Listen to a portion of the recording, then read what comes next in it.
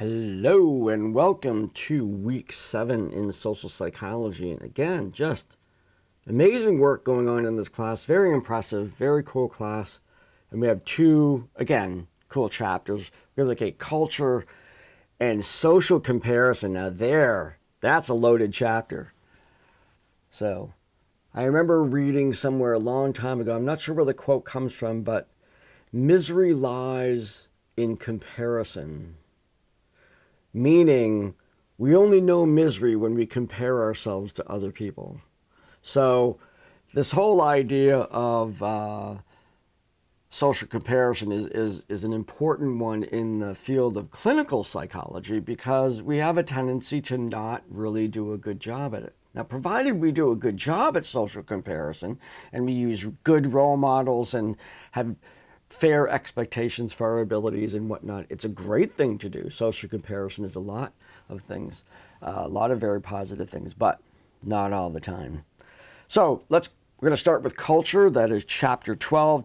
Chapter 12 starts off with a discussion. Now that discussion is poorly worded in the course book. I've made note to repair that for the next addition to it. What I'm actually talking about is this graphic that you find in your course book. You're looking at horizontal and vertical dimensions of culture. On one dimension, you have a degree of independence versus interdependence. Then on the other horizontal, we have, on the vertical, we have inequality and equality. And cultures fit anywhere, they're not totally blocked off. I mean, there could be a culture that's somewhere in between independence and interdependence up toward the inequality, but based on the degree of independence versus interdependence, inequality and equality, you can place a dot anywhere on this graph to see what it is that a particular society is, a sort of descriptive aspect of this chart. I want you to discuss that, in terms of how do you see the society that you're living in right now, and how would you like to see the society that you're living in now? Or if you've been with enrich the dialogue. If you have some experience with some other cultures that are different than the one you're living in right now, then that would be great too. That's our first discussion. The next part is chapter 12 assignment. Now, I want to make some clarity about the chapter 12 assignment, and we're going to go back to the course book about that. So here's the beginning of the actual assignment here. It's on cultures, and what I'm looking at you to do is to take psychological concepts that we collectively understand, because we, for the most part, the people in this class come from the same culture, and we all have that sort of perception of how things are. But yet, if you look at it from a multicultural lens, it's much more rich and diverse and different, and other ways of doing things. And what I wanted to be clear was the list of ideas. So we have this particular chapter. If we go a page back, we get into, there's a part in the course book right at the end that says the other aspects of psychology. And go through, how we raise our children, the role of the elderly in daily life, what do we consider food, our perceptions of our country, our perceptions of mental illness. I want you to pick from that list right there. Consider it first from American psychological point of view, and then do some research on other cultures that might have a different perspective of, let's say, the importance of career, or different perception on how children should be raised. Maybe they're raised collectively instead of by individual parents. But looking up and finding other cultural definitions of those particular, we could even say they're norms. These ideas aren't norms, but we have a norm associated. We have a norm about, let's say, as a male in a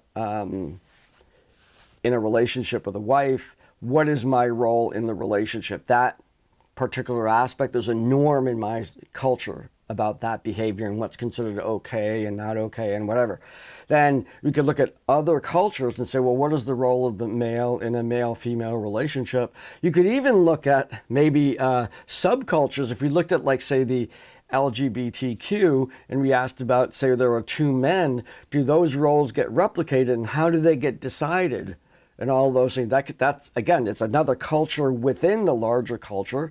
So, and sometimes that's where there's misunderstanding and assumption and prejudice. So it comes from those kinds of different expressions of everyday life. And that will bring us through chapter 12. Then we go into chapter 13 and social comparison. And I'm going to narrow in on two areas here. There's a discussion and a quiz. The first is for you to identify, the discussion is to identify publicly right here your skill set. What are you good at? Getting into the habit of being able to write about that, not in a bragging way, but in a simpler descriptive way. This is what I'm good at.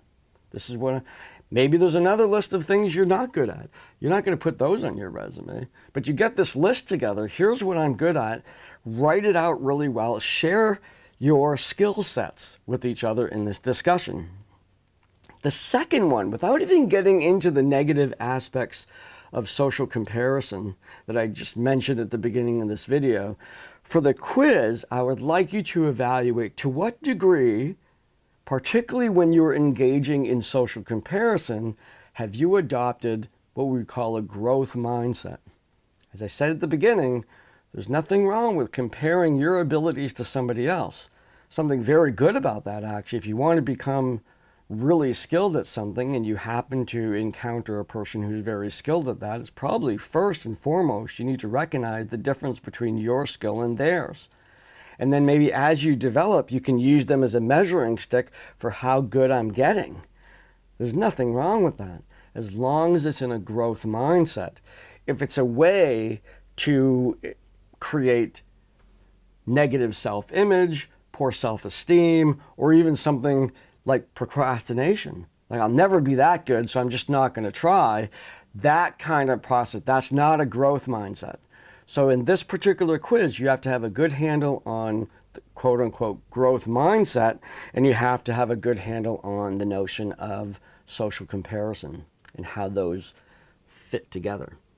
So 4 things to do. There's 2 discussions, one from chapter 12 and one from chapter 13. There's an assignment specifically to those aspects of psychology, and then there's a quiz about the relationship between social comparison and your personal growth mindset. Growth mindset is considered one of those 21st century skills. Many employers don't necessarily expect you to be perfect to come in, but when you come in, they expect you to grow and to have the mindset that I'm going to collect information from around me to make me better at what I do is what they want. So that's it for this week.